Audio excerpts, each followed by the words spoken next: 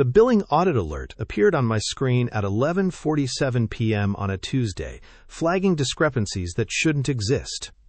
I'm Declan Donovan, 42, trade and customs partner at our cross-border firm in El Paso. 20 years of practice taught me that late-night anomalies in case management systems usually meant someone made a mistake. This felt different. The alert showed billing entries for the Meridian Industries trade dispute, entries I never submitted, client charges for research I never conducted, hours logged during depositions I never attended. The timestamps showed activity during my vacation in Colorado last month. I pulled the original billing records from our secure server, clean entries, proper documentation, everything matched my handwritten notes from the case file.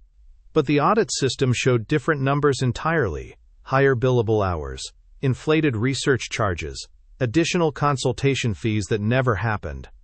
The Meridian case represented 18 months of complex customs litigation, our largest client. My reputation built on cases like this one.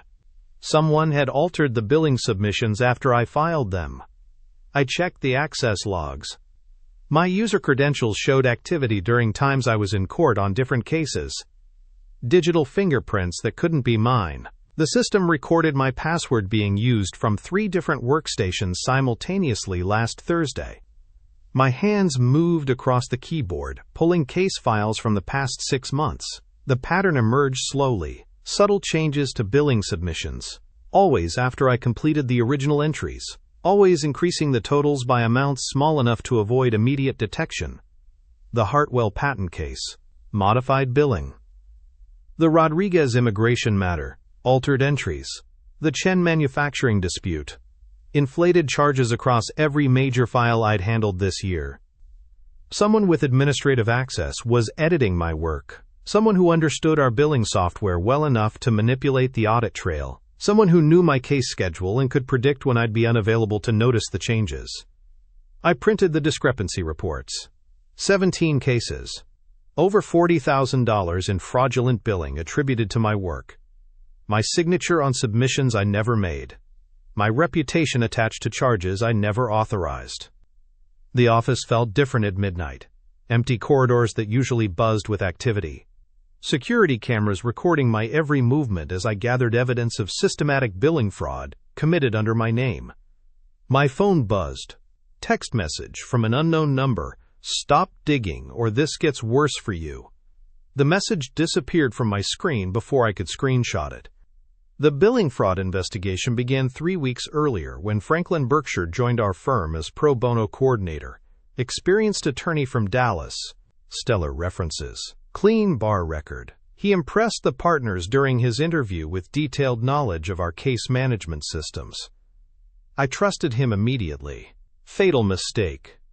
Franklin handled intake for our community legal clinic, immigration cases, small business disputes, workers' compensation claims. He coordinated with our paid attorneys to ensure proper coverage for pro bono requirements. Standard administrative role that required access to our billing software. The first red flag appeared during the Meridian Customs case. We alternated attending arbitration days during the long dispute.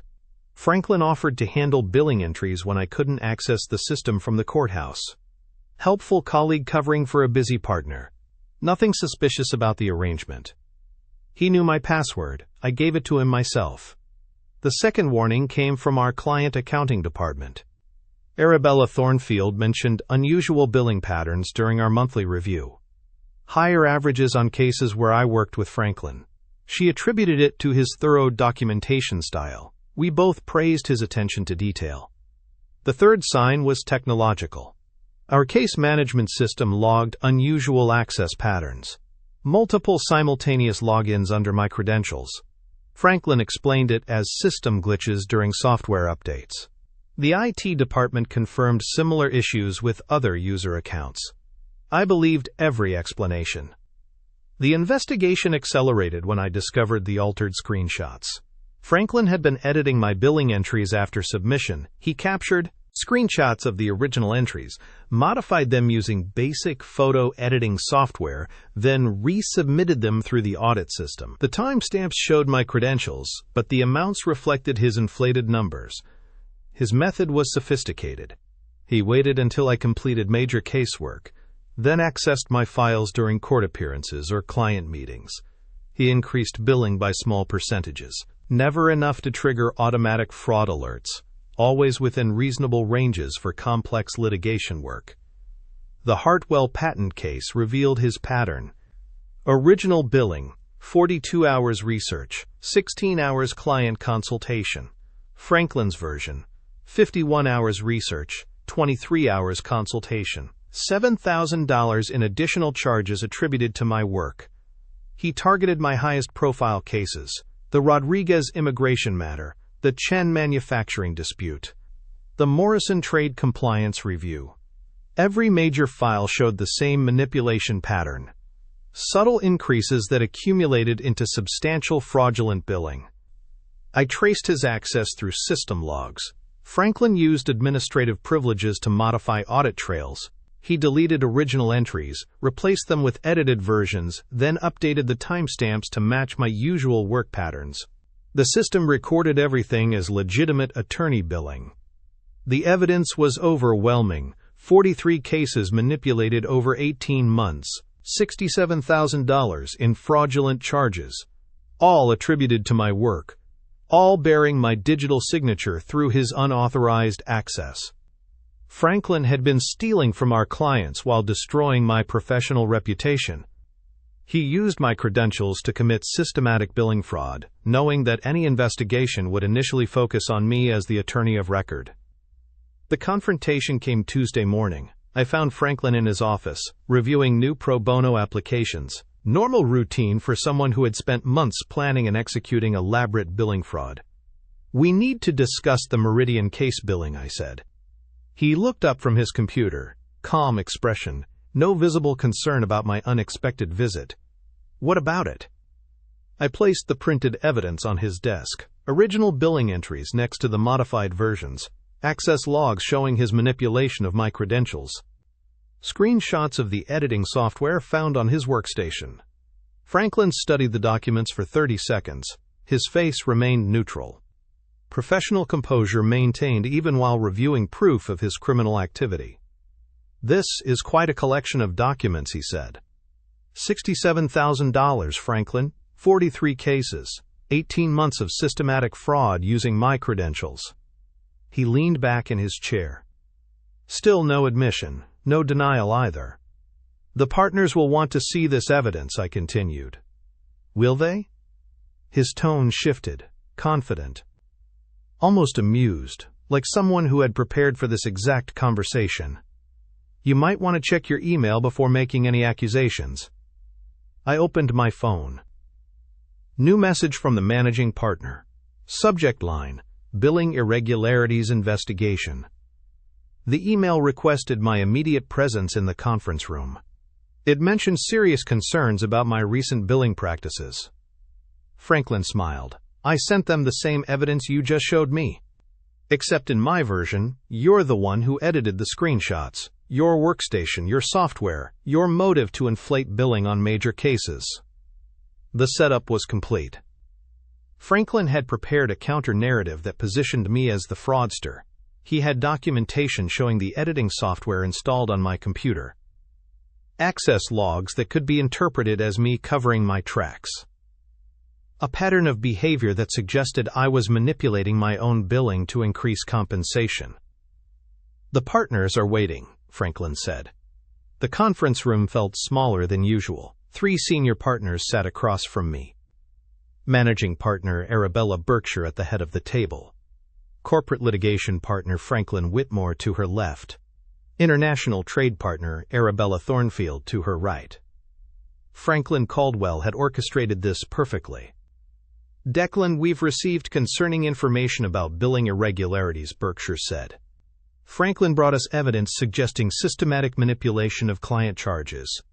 She slid a folder across the table. Inside were the same documents I had shown Franklin 30 minutes earlier, except these versions painted me as the perpetrator, screenshots showing editing software on my workstation, access logs indicating I had modified billing entries after hours, a timeline suggesting I had been inflating charges on major cross-border cases. This appears to show you editing billing screenshots to pass internal audits, Whitmore said. I opened my laptop, pulled up the real evidence. Original access logs showing Franklin's manipulation of my credentials. Metadata from the actual edited screenshots. The forensic trail I had spent weeks documenting. Franklin used my login credentials to edit billing entries, I said. These logs show the actual timestamps. The editing software was installed remotely on my workstation using administrative access. Berkshire studied both sets of documents. We have conflicting evidence. Both versions appear authentic. Check the server logs, I said. Cross-reference the editing timestamps with my physical location. I was in court during most of these alleged modifications. Thornfield made notes. We'll need an independent IT forensics review. Franklin entered the conference room. Calm demeanor, professional appearance, the perfect image of a concerned colleague reporting misconduct. I apologize for bringing this forward, he said, but the Meridian case billing discrepancies were too significant to ignore. $67,000 over 18 months, I said. Franklin has been systematically inflating billing entries using my credentials. That's a serious accusation, Berkshire said. I pulled up the case management system on my laptop. Franklin had administrative access to modify user credentials. He used that access to edit billing entries after I submitted them. The original entries are still cached in the system backup files. Franklin shook his head. Declan has been under significant stress, major cases, long hours. The pressure might have affected his judgment. Show them the pro bono applications, I said. Franklin's expression shifted slightly. First crack in his composure. What pro bono applications? Berkshire asked. Franklin has been submitting false pro bono hour reports to maintain his coordinator position. The hours he claimed were actually spent editing billing entries. I displayed the evidence on my laptop screen. Franklin's pro bono submissions next to the actual time logs showing him accessing the billing system. The correlation was undeniable. This requires immediate investigation, Thornfield said. Berkshire picked up her phone. I'm calling our IT security consultant. We need a complete forensic audit of the billing system. Franklin stood up. I think there's been a misunderstanding. Sit down, Berkshire said.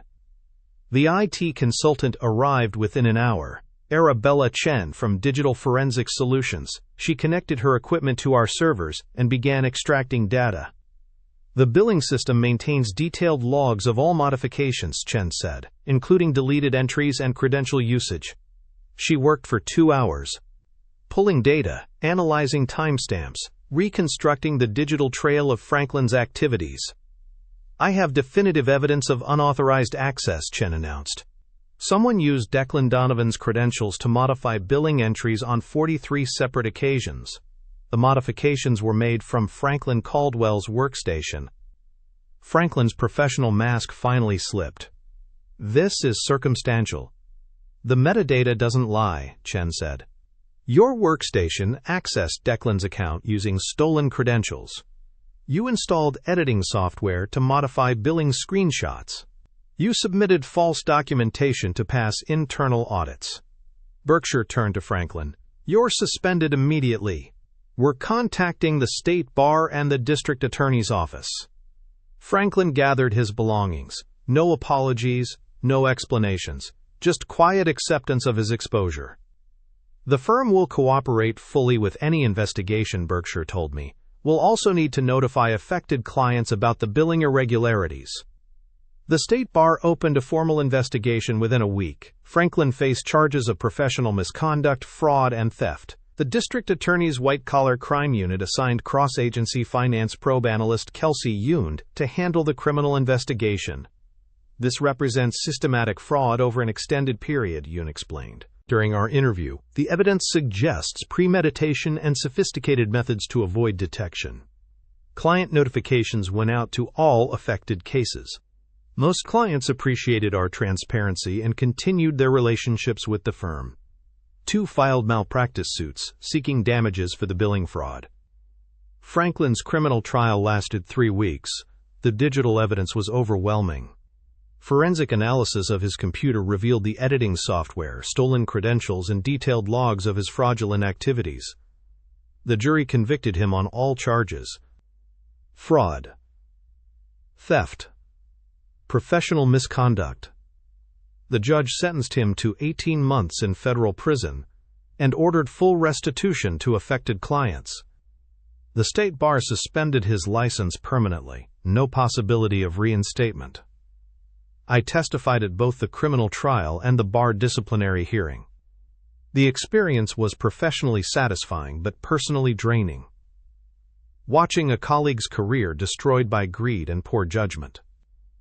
The firm implemented new billing oversight procedures, mandatory dual approval for all billing modifications, regular forensic audits of the case management system, enhanced security protocols for administrative access.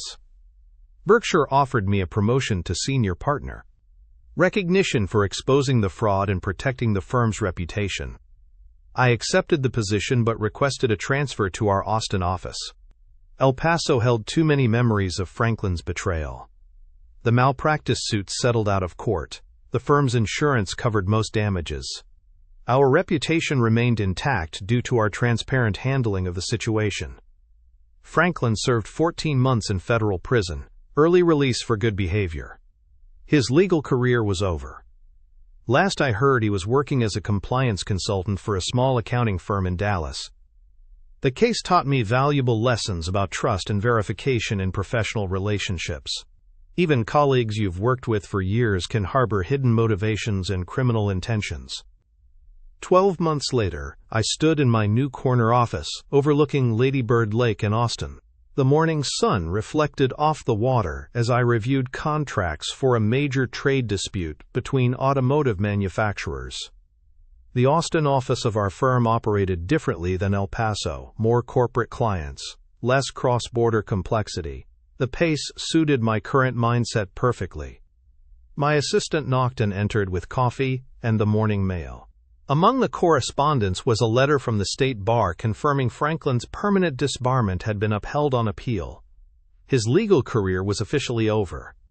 The firm had recovered completely from the billing fraud scandal. Our transparent handling of the situation actually enhanced our reputation with clients. Several new corporate accounts specifically cited our ethical response as a factor in their decision to retain our services.